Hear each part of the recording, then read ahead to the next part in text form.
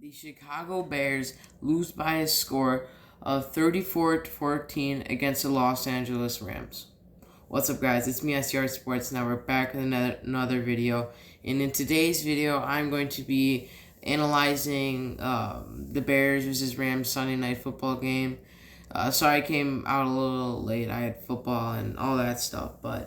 So I'm just been going over the factors that really made the Bears lose, and why it went so downhill. So first, I think one of the biggest reasons is Nagy. His play calling. I think he needs to give play calling abilities to Bill Lazor. Like last year when we did give it to Bill Lazor, he did a little better than Nagy. So Nagy, which I don't really understand about his offense, he doesn't do many deep passes when you have so many fast guys who are running lower 40s, like 4.2 40, 4.3 40, and you could do like slants and deeper routes where you could be faster than the other cornerback, faster than the other safety, and you could break free.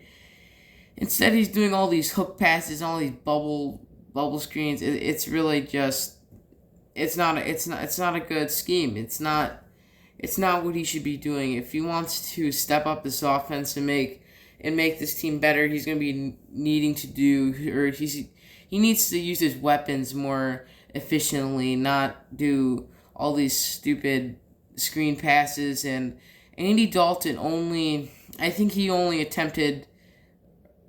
his farthest pass he attempted was like something like 19 yards, and that resulted in that one interception in the red zone, which was a tip ball. So bad things usually happen when it's a tip ball. But see, I like Nagy as a head coach, but I really don't like him as a play caller. I haven't liked him since probably 2019. I haven't really liked him as the play caller for the Chicago Bears. My next point is the Chicago Bears offensive line. Surprisingly, the interior offensive line, so Sam Mustipher and Cody Whitehair. Who else is that? Sam Mustipher, we got Cody Whitehair, and we also got James Daniels. So that part of the offensive line actually kind of held up surprisingly. But then you get to our tackles. Jason Peters went down, and after he went down, his backup then came in, and his backup, which you guys guess his name. Larry Borum, the rookie, he got hurt. Guys, I don't understand. Larry Borum and Jason Peters both got hurt, and Larry Borum is a rookie. We don't expect a rookie to get hurt. I mean, Jason Peters is like 39 years old, but a rookie? I would not have guessed a rookie, but hey, things happen, and I think then after that, Elijah Wilkinson came in, and he had to play left tackle for the Bears for the rest of the game, and the tackles were not doing good. They weren't. They let up guys through, and Jason Peters is actually having a pretty good game, except that one play where he got pancaked or something. But he had that one play where someone was blitzing in, and he put the guy on his butt.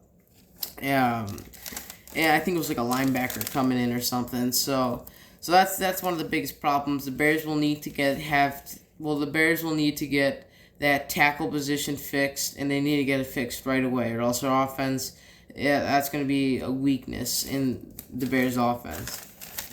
My next point that I wanted to get to, which is another really, really big point, the Bears' secondary, specifically the cornerback position, was literally a dumpster fire.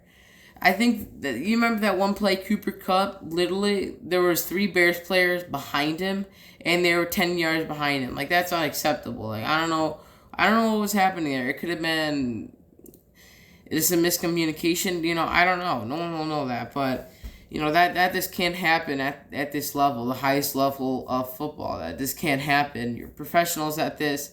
You can't let a guy get 10 yards behind you and have an easy catch and literally walk into the end zone. I said that the cornerback position was going to be a huge problem for the Bears, and what do you know?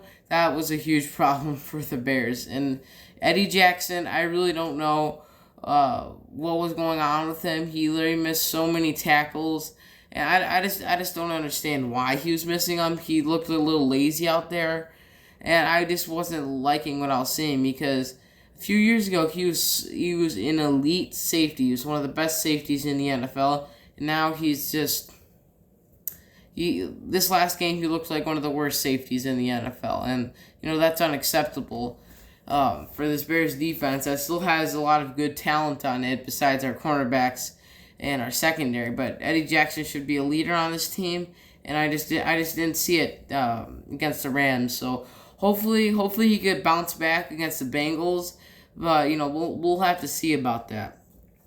And so the entire Bears secondary missed tackles, and there's one play where the Bears had 3 chances to get a tackle. They whiffed on all 3, and then it was a multi-group tackle that came in and got the job done. But it's really unacceptable. You gotta know how to tackle. Now let's talk about the quarterbacks a little more. Andy Dalton had a decent game. He got rid of the ball. I think it was the 3rd fastest in week 1. He did not complete, or should I say, attempt a pass over 20 yards because Matt Nagy does not like calling those deeper passes, which we should be doing more often. So he didn't. There's a chart I saw in NFL Next Gen Stats. That's how I know. That's how I know how far each pass was. And there's a bunch of passes. It's kind of funny to look at. A bunch of passes really behind the line of scrimmage. And those are the stupid screens that I absolutely hate. And the passes, there's a few over 10 yards, but everything was within 10 yards, which really is just really unacceptable. And now let's kind of get to Justin Fields. I think would be a good time, because everyone wants Fields to start. I think would be a good time to put Fields in at starting, depending on how these next few weeks go. I think that he should, or that a big possibility was for him is going in to week 4 against the Lions. Definitely, the Lions are an easier team. Hopefully, if he does start, we could ease him into the NFL a little bit. And playing against a Lions team, it's not a very good team, bottom 10 in the NFL. Maybe that'll be good for him just to ease into it a little bit. So now I talked about all the negatives of this game, but there was still 2 positives that I really think there were. So the first one is David Montgomery. I have not yet mentioned him in this video, but David Montgomery went beast mode. He literally put this team on his back. And was the entire offense. He rushed for over 100 yards. I think the past 6 or 7 games he has rushed over 100 yards, and he got 1 rushing touchdown. It was on that goal line play. He almost had that. He almost had that touchdown. If he was just a little bit faster, he would have gotten it at the beginning of the game. He broke free, and there was a huge hole for him. He started going, but the guys caught up to him, but he got the Bears into very good field position. And the Bears didn't even get any points on that drive because there was an interception in the red zone. That was another problem last year that the Bears had.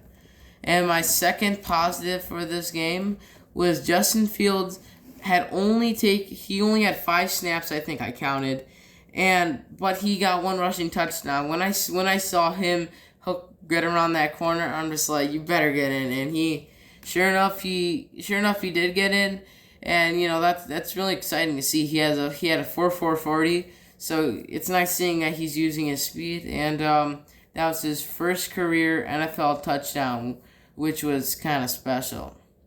That pretty much wraps up my video. Not much else to talk about this game. It was kind of just a really bad game.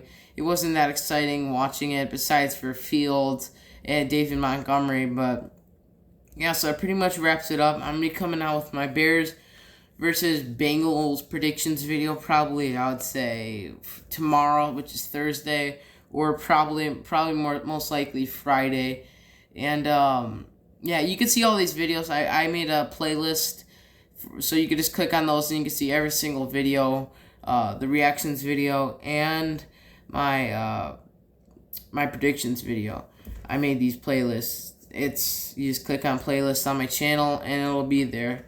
So that basically wraps it up, guys. Thank you for watching, and as always, bear down.